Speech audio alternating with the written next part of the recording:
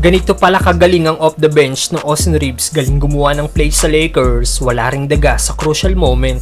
Sinelyuhan ng panalo ng Lake Show sa Cavaliers, pero bago yan Jordan Poole, viral ulit matapos ang kanyang ginawa sa kanyang team na Washington Wizards.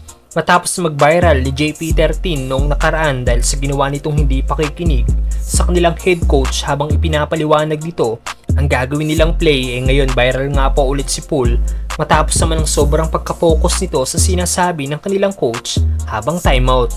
Well, mukhang nalaman na rin ni Poole ang balita na plano rin siyang i-trade ng Wizards, kaya ganito na lang siguro ang aksyon na ginagawa nito. Hindi nga daw po nakikita na cornerstone material ng Wizards si JP13, lalo't bagsak nga rin po ang shooting nito ngayon sa Washington. Isa rin sa pinaka-worst team sa isang Wizards ngayon na may record ng 2-14 na may 9 losing streak din. Madaming NBA fans nga pong nag-react sa ginawa kanina ni Poole. May fans na inisarang nasabing shooting guard at sinabing this is my team.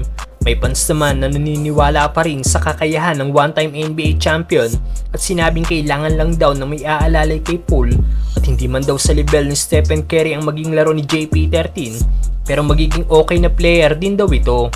Ano masasabi nyo dito mga brother? Samantalang Austin Reeves lumabas ang tunay na laro bilang bench player ng Lakers.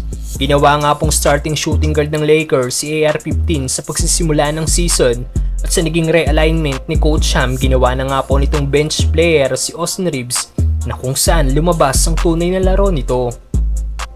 Dahil noong siya nga po ay naglalaro bilang starting SG ng Lakers, nag-average nga lang po si Reeves ng 13.1 points, 4.4 rebounds at 4 assists per game na may 41.8% shooting sa field at 27.8% naman sa 3-point area.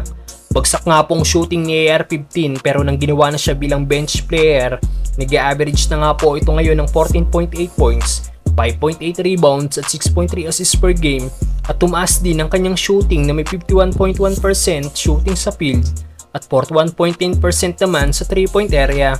7 wins at 2 losses din na nakuwang record ng Lakers na maglaro si Reeves bilang bench player.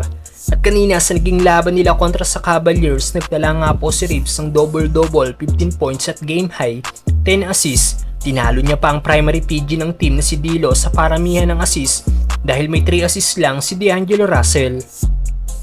Ganda nga rin po ng connection ni Reeves sa mga big man ng Lakers dahil karamihan sa mga dunk ng mga big man ng Lake Show ay mula sa assist sa nasabing Lakers guard.